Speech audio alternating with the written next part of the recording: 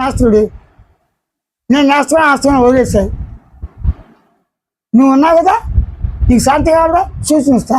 సహజమైన ఆనందాన్ని, సహజమైన ఉనికిని, సహజమైన అనుభవాన్ని, సహజమైన మౌనాన్ని, సహజమైన పరిపాలన సూచిస్తూ వాళ్ళకి కావాల్సిన నాకు చేతనంత యథాశక్తి అనుసారంగా మీ సేవకుడిగా ఈ గురించి స్వామి ఈ గంగబాలలో అనుకోకుండా రావటం, ఈ శాస్త్రి అంటే 10 సంవత్సరాల అనుభవం ఉన్న ఈయన వారి భార్య అనుభవం ఇంచుమించు నాకు 9 ఏళ్ళ నుంచి పరిచయం, 8 ఏళ్ళ నుంచి. వాళ్ళు ఇళ్ళకి వెళ్ళాను, వాళ్ళు మాది అంటే అందరూ విజయవాడ ఆ ప్రాంతంలో ఉండేవారు. కాబట్టి ఇక్కడ సంబంధ బాంధాలు ఎప్పుడు కాదు, మీ నిద్రతో మీకు సంబంధం ఎప్పుడు ఏర్పడింది, మీ స్వప్నంతో మీ సంబంధం మూలాలు తప్పగలరా మీ దేవునితో. కాబట్టి మూలాలు బ్రతకద్దు.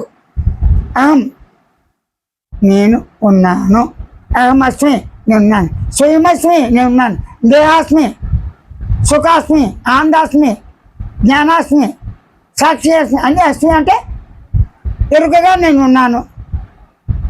స్వయం జ్ఞానాస్మి అంటే ఉన్నదాన్ని ఉన్నట్లుగా గ్రహించి ఊరక ఉండు అని మాత్రమే చెప్పగలిగాను. ఆ తర్వాత మీరు ఏ జాతి మత కుల భేదం ఉన్నా, ఏ మార్గం అనుసా నాకు పూర్తిగా సమ్మతం. కానీ ఏంటి, ఇదంతా నా స్వరూపంగా నేను ఉన్నాను, నా స్వరూపంలో మీరందరూ ఉన్నారు, మీ స్వరూపం ఎలాగ ఎరుక రూపంగా ఉన్నా. ప్రతివాడు మాట్లాడేవాడు, గమనించేవాడు, గుర్తించేవాడు ఎరుక రూపం లేకుండా, లక్షణం లేకుండా, కాన్షియస్ లేకుండా, ఎవిడెన్స్ లేకుండా, స్వయం జ్ఞానం లేకుండా, స్వయం గమనిక లేకుండా, స్వయం భావం లేకుండా, స్వయం సూచన లేకుండా లేరుగా. నువ్వు అలాగే ఉండు. ఈ అవగాహనతోనే అందరం కలిసి వెళ్తున్నాడు. అవసరార్థం ఎంతవరకు అంతవరకు. ఉద్యోగులు పెళ్ళి అయిన తర్వాత అల్లుడికి రోజు ఇస్తారా? ఆ గురువుకి ఇస్తారంటే ఇస్తారు. మీరు కాదు 10 మంది ఉన్నారు. ఒక కుటుంబం వ్యక్తి ఆ కుటుంబంలో వాళ్ళని భరించలేడు, అప్పుడైనా ఇప్పుడైనా. కానీ గురువు అయినా దేవుడి విషయం సగుణం కావచ్చు, ఎన్నుకున్న అవతారం కానీ ఎక్కడైనా జరుగుతుంది. కోట్లాది మంది ఉన్నారు, నాకు ఎంతోమంది ఉన్నారు. నేను చివరి చూస్తే ఇప్పటిదాకా 82వ సంవత్సరం దగ్గర వస్తుంది. ఇప్పటిదాకా చిన్నప్పుడు ఏ వయసు వచ్చిన తగ్గించి అందరూ కలిసి వెళ్తున్నాయి, ఇక్కడ అక్కడ తిరుగుతున్నాయి, అన్నీ వెళ్ళిపోతున్నాయి. ఇంకెందుకంటే ఆ భావన మీకు రావాలి. అంటే దేహ భావన, ఆత్మభావన, గురు భావన, పరమాత్మ భావన అంతా ఎరుకే. ఎరుకలైతే ఏమీ లేదు.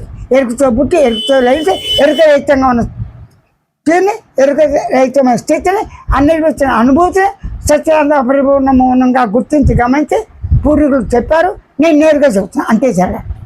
ఎరుగుతోనే అస్తిత్వం, నాస్తిత్వం, విజ్ఞానం ఏ లక్ష్యమైన ఏ మార్గం మీరు అస్తిత్వం నేను సేవాభావంతో మీరు సేవ చేసుకుంటే యథాశక్తి ద్వారా ఈ మిగతా ఎంతగా ఉంటే అంతగా ఉంటాం.